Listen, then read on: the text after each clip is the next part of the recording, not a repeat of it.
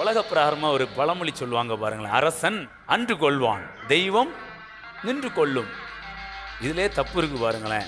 அரசன் அன்று கொள்வான், தெய்வம் நின்று கொள்ளும். இதுதான் பழமொழி. இதெல்லாம் என்ன செய்யணும்? மாற்றணும். நான் சொல்றேங்க, அரசன் அன்றும் கொல்லட்டும், நின்றும் கொல்லட்டும், தெய்வம் என்றும் கொல்ல மாட்டார். தெய்வம் அவர் ஜீவனை கொடுக்கிறவர். He is life giver. கையை தட்டி, லைஃப் கில்லர் கிடையாது, லைஃப் கிவர். லைஃப் கில்லர் கிடையாது, லைஃப் கிவர். இன்னைக்கு இந்த உலகத்துக்கு இந்த அறிவெல்லாம் கிடையாது. தெய்வத்தை வேற மாதிரி சொல்லுது. அரசன் அன்று கொள்வான், தெய்வம் நின்று கொள்ளும்னு. உலக பிரகாரமா ஒரு பழமொழி சொல்லுவாங்க பாருங்களேன், அரசன் அன்று கொள்வான், தெய்வம் நின்று கொள்ளும். இதிலே தப்பு இருக்கு பாருங்களேன். அரசன் அன்று கொள்வான், தெய்வம் நின்று கொள்ளும். இதை கொஞ்சம் நல்ல நல்ல மரியாதை கொடுத்து பேசினா எப்படி எழுதணும்? அரசன் அன்று கொள்வான், தெய்வம் நின்று கொல்லும். கொல்லும்னா என்ன அர்த்தம்? ஏதோ ஒரு பொருள் சொன்ன மாதிரி இருக்குல்ல. அந்த கல் மேலே விழுந்து நம்மளை கொன்றும், கொல்லும். சிலதெல்லாம் சரிப்படுத்த வேண்டியிருக்கு. அரசன் அன்று கொள்வான், தெய்வம் நின்று கொல்லும். இதுதான் பழமொழி. இதெல்லாம் என்ன செய்யணும்? மாற்றணும். நான் சொல்கிறேங்க, அரசன் அன்றும் கொல்லட்டும், நின்றும் கொல்லட்டும், தெய்வம் என்றும் கொல்ல மாட்டார். தெய்வம் அவர் ஜீவனை கொடுக்கிறவர். He is life giver.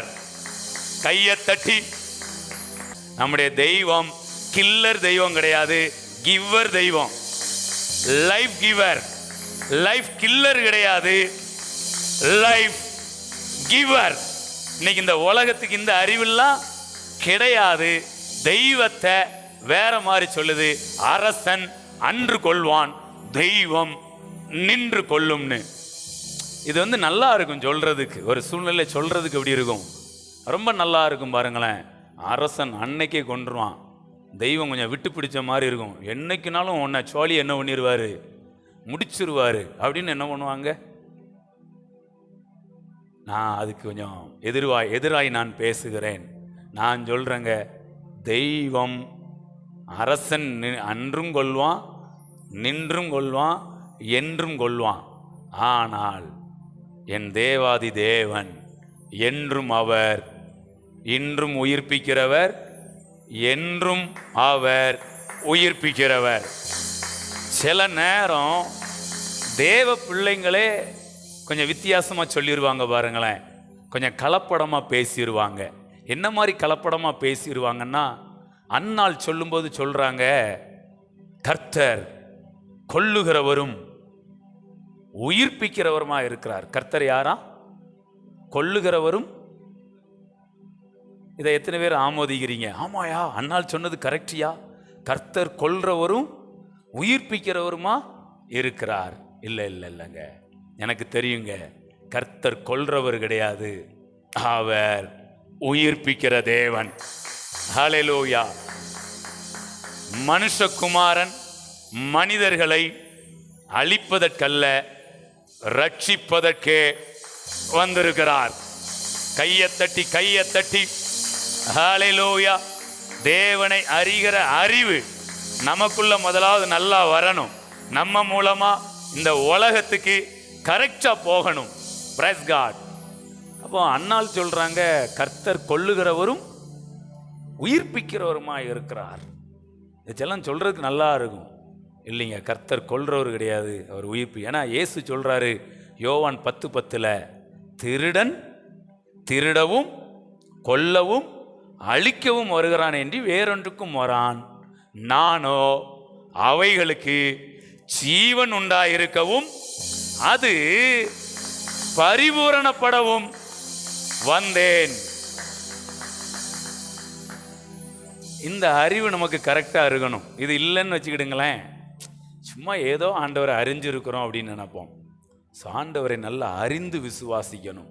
கொஞ்சம் கூட தவறு எங்கேயும் என்ன பண்ணிடக்கூடாது, வந்துடக்கூடாது. அவர் கொல்லுகிற தேவன் அல்ல, அவர் உயிர்ப்பிக்கிற தேவன்.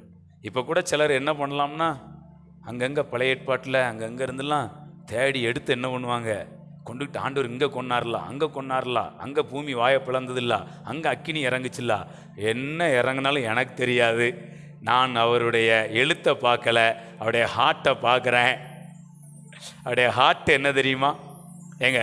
இப்போ அவர் கொல்றவராக இருந்தால் நான் உங்கள்கிட்ட ஒன்று கேட்குறேன், ஒரே ஒரு கேள்வி கேட்டு ஒரு பதில் சொல்கிறேன். இப்போ அவர் கொல்றவராக இருந்தால் நினிவே பட்டணத்துக்கு எதுக்கு யோனாவை அனுப்பணும்?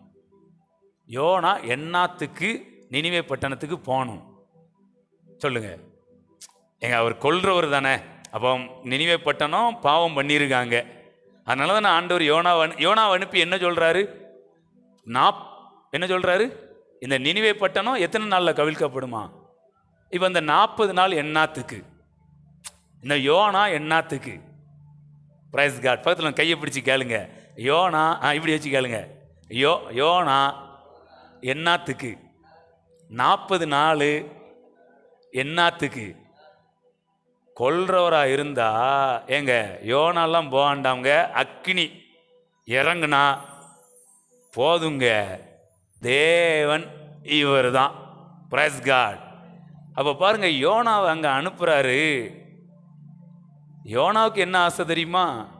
போனால் நாம் பிரசங்கம் பண்ணால் 1,00,000 எத்தனை பேர், 1,20,000 பேர் மண்டையை என்ன செய்யணும், போடணும். இல்லைன்னா நான் அங்கே என்ன பண்ண மாட்டேன், போக மாட்டேன்னு பிடிவாதமாக என்ன பண்ணுறாரு, இருக்கிறார். அதை கொஞ்சம் லைட்டாக வாசித்துட்டு அப்படி வரலாம் பாருங்கள். தேவனுடைய எழுத்தை பார்க்காதீங்க, அவருடைய இருதயத்தை பாருங்க. அதில் யோனாவில் பார்க்கலாம் பாருங்க. 4:1, யோனாவுக்கு இது மிகவும் விசனமாக இருந்தது. எது விசனமாக இருந்துச்சா? மேலே எழுதியிருக்கு 10, அவர்கள் தங்கள் பொல்லாத வழியை விட்டு திரும்பினார்கள் என்று தேவன் அவருடைய கிரியைகளை பார்த்து தாம் அவர்களுக்கு செய்வேன் என்று சொல்லியிருந்த தீங்கை குறித்து மனஸ்தாபப்பட்டு அதை செய்யாதிருந்தார். யோனாவுக்கு இது மிகவும் எது விசனமாக இருக்கு? எங்க ஒரு ஊழியக்காரருக்கு தேவன் தீங்கு செஞ்சா அசனமாக இருக்குமா? ஆனால் தீங்கு செய்யலைன்னா அது அவருக்கு எப்படி இருக்கான், விசனமா? உண்மையிலே சொல்கிறேங்க, சபை ஒரு நாள் இந்த உலகம் எப்படா எரியும் சாம்பலாகும்னு இப்படியே பார்த்துக்கிட்டு சுவிசேஷம் சொல்லக்கூடாது. சபையே உலகம் எப்படா சிங்காரம் ஆகும்னு இந்த எண்ணத்தோட தான் என்ன பண்ணணும், சுவிசேஷத்தை. ஏன்னா இருதயத்துக்குள்ள ஒரு எண்ணத்தை வச்சுக்கிட்டு உதட்டளவில் மட்டும் நம்ம நல்லதாக சொன்னோம்னா அங்கே வேலை. இப்போ யோனா எப்படின்னா, நான் போய் பிரசங்கம் பண்ணுவேன், 40 நாளில் நினிவே கவிழ்க்கப்படும்னா 40 நாளில் என்ன பண்ணியிருக்கணும், கவிழ்க்கப்பட்டிருக்கணும். அப்படின்னா தான் அது கரெக்டுன்னு நினைக்கிறாரு. ஆனால் இங்கே பாருங்கள் 2 பாருங்கள், கர்த்தரை நோக்கி விண்ணப்பம் பண்ணி, கர்த்தாவே, நான் என் தேசத்தில் இருக்கும்போதே நான் இதை சொல்லவில்லையா? இது நிமித்தமே நான் முன்னமே தர்சீசுக்கு ஓடி போனேன். இதை நல்லா கவனிங்க. நான் இப்போ தேவனுடைய ஹார்ட்டை உங்களுக்கு காண்பித்து கொடுக்குறேன். சில காடு நடந்த மாதிரி நடந்திருக்கலாம், நான் இப்போ காடினுடைய ஹார்ட்டை காண்பிக்கிறேன். நீர் இரக்கமும் மன உருக்கமும் நீடிய சாந்தமும் மிகு. இப்போ நல்லா சொல்லுங்க பாப்போம், ஆண்டவர் சாந்தம் உள்ளவர் கிடையாது. எல்லா இடத்துலையும் பைபிளில் நிறைய அடமொழி இருக்கு பாருங்களேன். இந்த அடமொழியை கரெக்டாக எடுத்துட்டீங்கனாலே நிறைய குஞ்சுகள் பொரியும். Price God. அப்போ என்ன சொன்னேன், கர்த்தர் நம்மை நடத்துகிற கர்த்தர் கிடையாது, கர்த்தர் நம்மை நித்தமும் நடத்துகிறவர். அது மாதிரி கர்த்தர் நமக்கு நன்மை செய்கிறவர் கிடையாது, இரட்டிப்பான நன்மையை கொடுக்கிறவர். அப்படியே அந்த அடமொழி எல்லாம் சேர்த்தாலே பெரிய ரெவலேஷன்ங்க. ஹல்லேலூயா. நாம் சிறைகள் கிடையாது, நம்பிக்கையுடைய சிறைகள். ஹல்லேலூயா. நமக்கு ரட்சண்ய நாள் கிடையாது, இன்றைக்கே நமக்கு ரட்சண்ய நாள். இப்படி ஏகப்பட்ட அடமொழி என்ன செய்யுது. அதில் மிகப்பெரிய அடைமொழி தேவனை குறித்து, அவர் சாந்தம் உள்ளவர் கிடையாது. அவர் யாரு? நீடிய சாந்தம் உள்ளவர். அடுத்து சொல்றாரு, கிருபையுள்ளவர் கிடையாது, மிகுந்த கிருபையுள்ளவரும் தீங்குக்கு உண்மையிலே ஆண்டவர் தீங்குக்கு மனஸ்தாபப்பட்டுக்கிட்டே இருக்கு. இல்லைன்னா எப்போவோ பெட்ரோலை கொஞ்சம் ஊற்றி ஒரு தீக்குச்சியை வெட்டி என்னைக்கோ போட்டிருக்கலாமே. அவர் நீடிய சாந்தம் உள்ளவர், மிகுந்த கிருபை உள்ளவர். அவர் தீங்குக்கு மனஸ்தாபப்படுகிற தேவன். ஹல்லேலூயா. அப்போ நான் சொல்கிறேன், ஆண்டவர் நினிவே பட்டணத்தின் மேலே 120,000 பேர் அங்கே என்ன பண்ணுறாங்களாம், இருக்கிறாங்களாம் பாருங்களேன். ஹல்லேலூயா, பிரைஸ் காட். ஸோ ஆண்டவருடைய இருதயத்தை நாம் பார்க்கணும். நான் இப்போ அவருடைய இருதயத்தை பேசிக்கிட்டு இருக்கிறேன்.